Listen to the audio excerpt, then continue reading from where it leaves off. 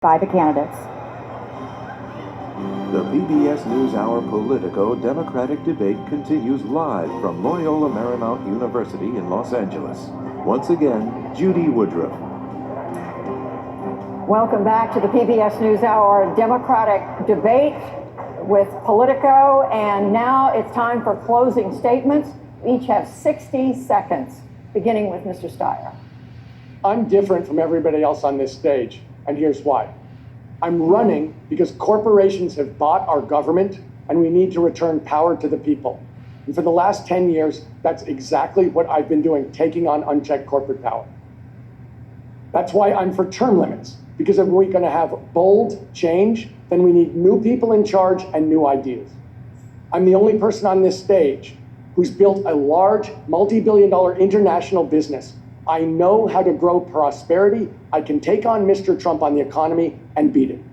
I'm the only one on this stage who said climate is my #1 priority. It's a crisis we have to deal with, but it's also our greatest opportunity to create millions of good-paying union jobs across the country and clean up the air and water in the Black and brown communities where it's so essential.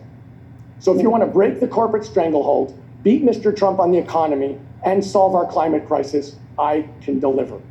And Mr. I'm Yang. asking for your vote. Sorry, my apology for interrupting.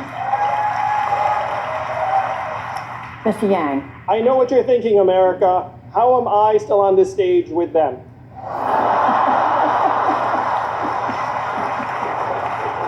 Our campaign is growing all the time because we are laser focused on solving the real problems that got Donald Trump elected in the first place. I spent 7 years helping create thousands of jobs in Detroit, Baltimore, New Orleans, and other cities, serving as an ambassador of entrepreneurship under President Obama. And I saw firsthand what many of you already know. Our country is falling apart. Our senior citizens are working until the day they die. Our kids are addicted to smartphones or drugs. We're seeing record high levels of depression, suicides, overdoses. Our companies are recording record profits while our people are literally dying younger. Our way of life is changing faster than ever, and the simple fact is this: our politicians in DC succeed whether we the people succeed or fail. Washington, DC today is the richest city in our country. What do they produce? Bad decisions? We need to get the money out of DC and into your hands, the hands of the American people. Join us at yang2020.com and help us rewrite the rules of the 20th century economy to work for us. Thank you, Senator. Senator Klobuchar. We have had quite a debate tonight, but I want to debate Donald Trump. This primary comes down to some simple questions. Who has the best ideas, the best experience? Mostly, who can beat Donald Trump, and how will she do it? So, Donald Trump built his fortune on, over time, over $413 million that he got from his dad.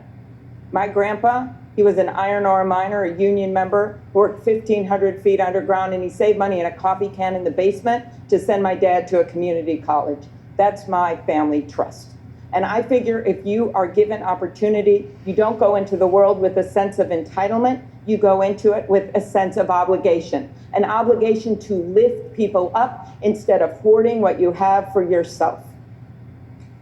Our politics right now, because of Donald Trump, are toxic. We need a leader who can bring people together and who can win that way. So if you are tired of the extremes in our politics and the noise and the nonsense, you have a home with me. If you want a bigger tent and a wider coalition and longer coattails, join me. We will win at amyklobuchar.com. Thank you. Mayor Buttigieg. So the nominee is going to have to do two things: defeat Donald Trump and unite the country as president. It's a tall order. And in order to do it, we're going to need a nominee and a president who can respond to the crisis of belonging that is gripping our nation today. That means building up a politics that is defined not by who we exclude, not by who we reject, but by how many people we can call to this side. I have seen so many people capable of forming that multiracial, multi-generational coalition. And I'm seeing more and more people who maybe have not felt welcome in the Democratic Party before, but belong here now, because they're definitely not on board with what's going on in the Trump White House. I am asking you to join me, to vote for me, to caucus for me, and to help us build that future defined not by exclusion, but by belonging.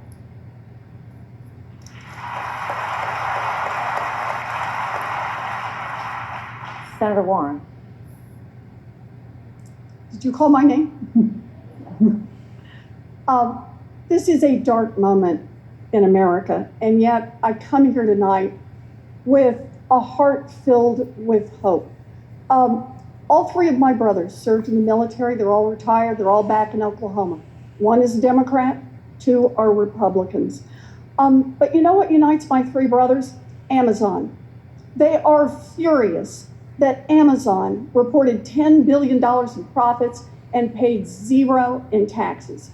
My brothers are part of why America is ready to root out corruption and fight back. And that gives us a base to work from. America is ready for a 2-cent wealth tax. It's supported by Republicans, Democrats, and independents. And it lets us invest in all of our children. America is ready to expand Social Security payments and disability payments by $200 a month. And we can do it. You know, someone asked what this would mean. You just give somebody $200 a month. They asked me this in a town hall. And a lady who wanted it said, you know what it'll mean to me? It'll mean I can get a prescription filled and I can still buy toilet paper the same week. That's where Americans are right now. I am not working for millionaires and billionaires. I'm here to work for the tens of millions of people across this country who are ready to build an America that won't just work for those at the top, but that will work for everyone. Thank you, Senator Sanders. 45 years, Americans have been listening to great speeches. And at the end of the day, the average American worker is not making a nickel more than he or she did in real wages over those 45 years.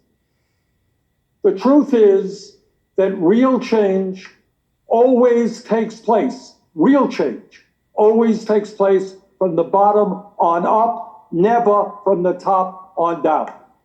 And that is why in this campaign, I am so proud that we have over 1 million volunteers. We have some of the strongest grassroots organizations. We have raised more individual contributions than any candidate in American history. Please join the political revolution at BernieSanders.com. Let's defeat Trump. Let's transform this country. Thank you. And finally, Vice President Biden. I want to thank everyone for listening 7 days out Christmas. Thank you very much. But look, we all have big progressive plans, and the question is, who can deliver on those plans? And it seems to me we have to ask ourselves 3 questions straight up and honestly. Who has the best chance, the most likely chance of defeating Donald Trump? Who is the one who's most likely to do that?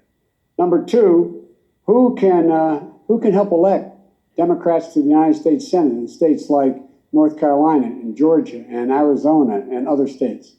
And thirdly, who can deliver legislatively? That requires you to look at our records. I have a significant record of getting significant things done, from the Violence Against Women Act to the Chemical Weapons Treaty in foreign and domestic policy alike.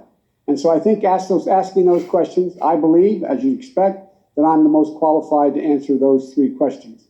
But most of all, we got to level with the American people. Don't play games with them. Tell them the truth and be authentic. God bless you all, and may you all have a great, great holiday season. And thank you guys for doing this as well. Thank you. Thank you very much.